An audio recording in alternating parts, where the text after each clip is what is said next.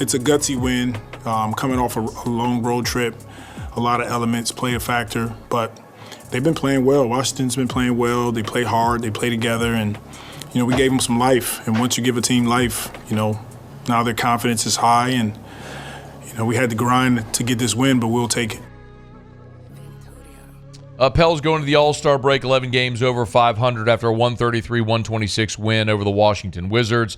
Led big, blew the lead with a stumble late in the second quarter, beginning of the third quarter, but the Pels got it done to head into the break, 33-22 overall. Our buddy Jake Madison from Locked On Pelicans, good enough to join us for a couple of minutes. He's on Twitter at Nola Jake. How are you, man?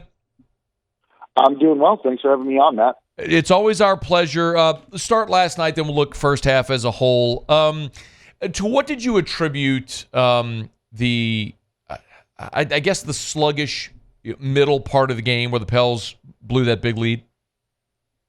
Yeah, I mean, it's a problem that's kind of been plaguing them all season long, and it comes down to, the starters just don't play particularly well together. You have that starting lineup of C.J. McCollum, Brandon Ingram, Herb Jones, Zion Williamson, and Jonas Valanciunas.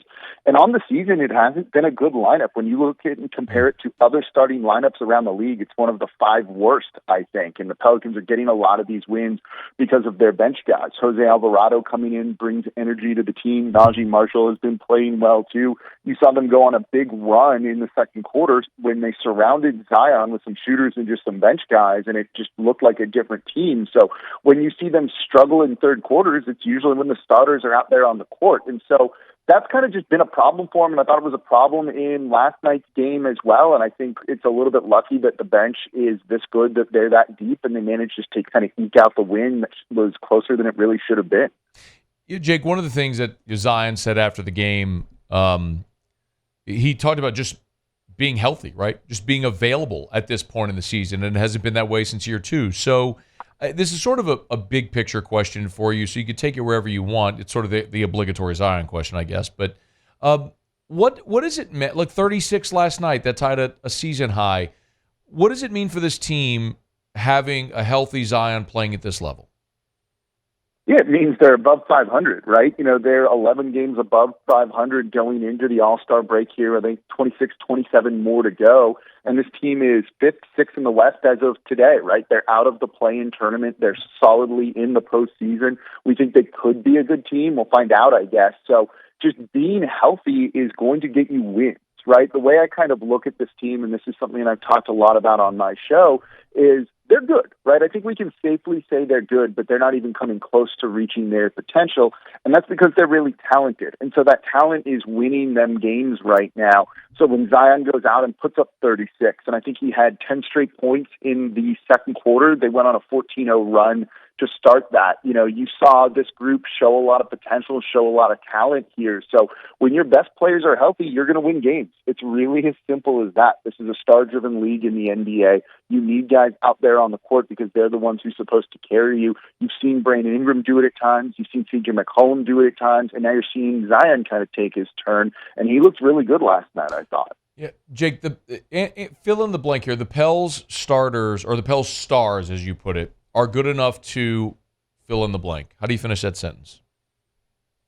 Ooh, it's still a little bit to be determined. Right now, they're good enough to get into the playoffs, I think. Beyond that, I could not tell you for sure, I think. The way you kind of look at a rotation in the NBA is your starters are supposed to be your best 5-man group. That's supposed to punish other teams, get you leads. And then you put in your subs, you put in your bench, your rotation guys, and you just hope they don't lose the lead. If they can kind of be a net zero, if you look at plus minus in the box score and there is 0, you'll take that every time because it's your starters who are supposed to do the work. That's not the Pelicans, though, and that concerns me in a playoff series, that when you're going up against only other good teams, not the Washington Wizards who have 9 wins, I think, not the Memphis Grizzlies who they couldn't score over 100 points against, who are on an 8-game losing streak going into that game. I don't know if they're going to be able to win a playoff series, but you play enough bad teams in the regular season, you can have those occasional nights where you beat a Minnesota or you beat a Clippers team as well. So the Pelicans, as they are right now, all things told, the coaching, the roster, the rotation, all of that is good enough to get into the postseason. They're a playoff team. Jake Madison's our guest on Twitter at Nola Jake. I know you posted on Twitter asking your audience the biggest questions they have for the Pelicans in the final stretch of the regular season. Let me go the other direction from you and ask you, what are your three biggest takeaways, or not necessarily three, just your biggest takeaways from the first half of the season? Let's start with a player we haven't probably talked about enough, and that's Herb Jones is really good.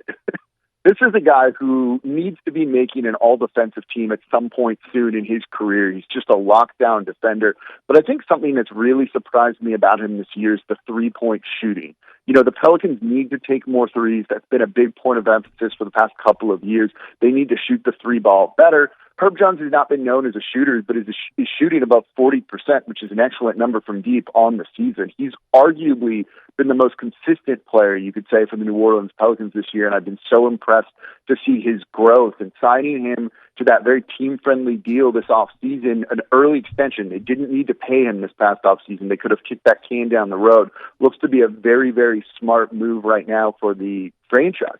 I also think, again, you see that this is a talented team here with some big questions around him. And, when you're asking for kind of takeaways from the first part of the year is, they're good. I don't want people to lose sight of that when it comes to this team. Even after you struggle to get wins over Portland, over Memphis, both of those teams basically being G League squads at this point in time, over the lowly Washington Wizards, there's still talent here, and it's sometimes fun to kind of just enjoy the ride. They're on pace for 48, 49 wins right now. That's only happened at 3 times in franchise history.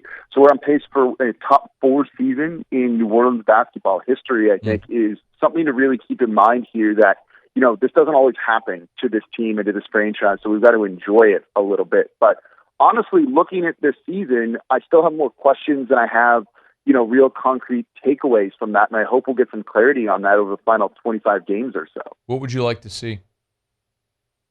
My big question is this your core going forward, right? Going into the trade deadline, there was a lot of talk about moving on from Jonas Valanciunas. And I think that's the move they want to make to see if they can get this starting group working.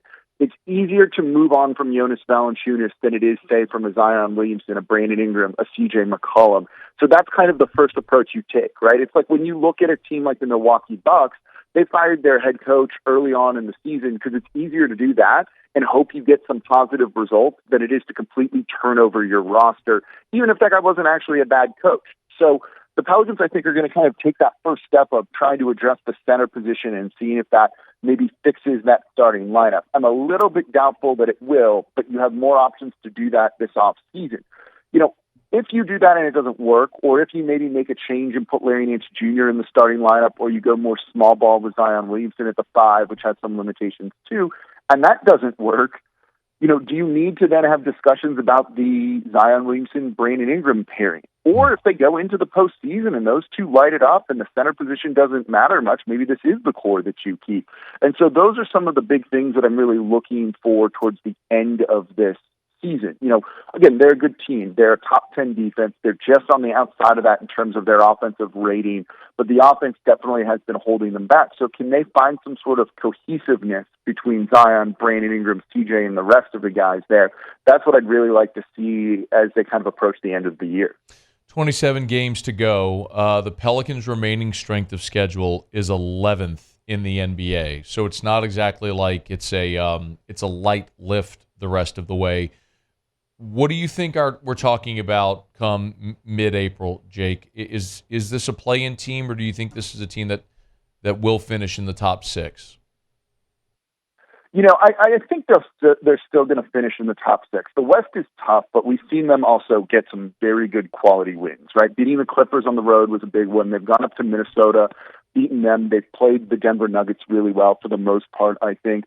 This is a good team here, so I think they're going to solidly be in the postseason. I'm going to be curious to see if they end up with close to, if they get to 49 wins and they're still the 7th seed, so in the play-in tournament. I don't even know if that's necessarily a bad thing, as long as they get out of said play-in tournament, which, they didn't last year and we expected them to, so that's on the table as well. So, I think we're going to have I think you're going to get a lot more data points on this team with how they end the season, with how potentially the play-in tournament looks, or how just an actual series looks on the direction they need to go. And at least we'll finally have kind of like seen this group play, right? We've never seen Zion in the playoffs. We don't really know what to expect. If they find a way to make all of that work, I think at the end of it, no matter what, even if they don't, you at least know what you need to do going forward. And that's going to mean this season was a success, because then you can really start to prep and plan for next year, use some of those additional draft picks they have, from the Bucks, from the Lakers, and go and make those moves, kind of go all in and try and make yourself into a true title contender. Yeah. It's going to be interesting to watch. We say the second half. I mean, there's only 27 games remaining. It's obviously as it pertains to the All-Star break, but the Pels have a lot to play for with 27 to go when they get back from the break. And, of course, we'll be following Locked On Pelicans wherever you get your podcast, or go subscribe up to the Locked On Pelicans YouTube channel. Jake does an awesome job. He's on Twitter at NolaJake. Thanks, man. We always appreciate it. Of course. Thanks for having me on. Hey, thanks so much for watching. Please leave your comments. I love to interact. And be sure to hit the red subscribe button below.